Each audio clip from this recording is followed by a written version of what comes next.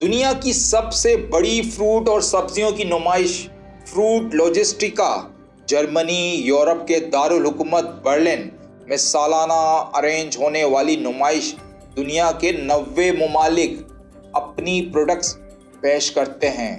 پاکستان بھی زرعی ملک ہے، لیکن نمائش میں پاکستانی اسٹال خالی پڑے ہوئے۔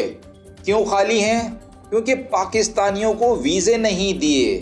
خواتین حضرات السلام علیکم، میں برسل سے حافظ عنیب راشد ہوں۔ آج ہم برلن میں فروٹ لاجسٹیکا میں ہیں۔ فروٹ لاجسٹیکا دنیا کی جو فروٹ اور ویجیٹیبل کی سب سے بڑی نمائش ہے، جہاں پہ دنیا کے 90 ممالک سے لوگ آتے ہیں، اپنی پروڈکٹس لے کے آتے ہیں، اور یہاں ہزاروں نہیں بلکہ لاکھوں لوگوں کو جو ہے وہ اپنی چیزیں دکھاتے ہیں، ان کو بتاتے ہیں کہ وہ کیا پروڈیوس کر رہے ہیں۔ پاکستان بھی ایک ایگریکلچر کنٹری ہے، اور یہ ایگریکلچر کنٹری جو ہے آج اس کی حالت میں بتاتا ہوں آپ کو۔ یہ پاکستان کا سٹینڈ ہے۔ اس سٹینڈ کے اوپر یہ جو ٹی ڈیپ کے تعاون سے 5 بوتھ لگے ہوئے ہیں، اور 5 میں سے 4 کو ویزا نہیں ملا ہے، اور یہ سٹینڈ خالی ہیں۔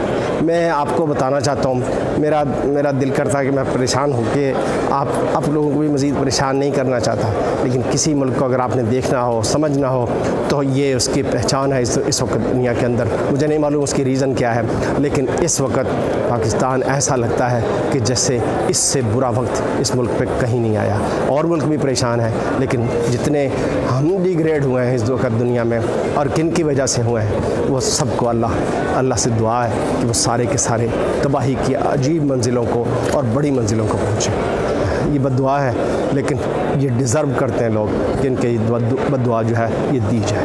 بہت شکریہ۔ پوری دنیا کو پتہ ہے پاکستان کس انسٹیبل فائنینشیل سچویشن سے گزر رہا ہے۔ جب چور ڈاکو مسلط کر دیے جائیں اس سوئی ہوئی قوم پر، اور قوم سوتی ہی رہے، تو چوروں کو مزید موقع مل جاتا ہے۔ وزیر خارجہ بلاول، پرائم منسٹر شہباز شریف، باقی ایک لمبی لسٹ ہے سب چور ڈاکوؤں کی۔ ان سب کے ویزے بھی لگے ہوئے ہیں، بلکہ یہ سب کے سب سٹیزنز بھی ہیں۔ پاکستان کا آئین قانون ان کو ڈیول نیشنلٹی سے کیوں نہیں روکتا؟ کاش انڈیا کی طرح ایک پاسپورٹ رکھنے کی اجازت ہو، ایسٹس ڈکلیئر کرنا لازم ہو۔ افسوس کے ساتھ ان کو بددعائیں نہیں لگتی جناب۔ پاکستان میں آج تک کوئی بھی حکمران قوم کی بددعاؤں سے نہیں مرا، بلکہ جو مر چکے ہیں وہ بھی آج تک زندہ ہیں۔ جی ہاں، جیے بھٹو۔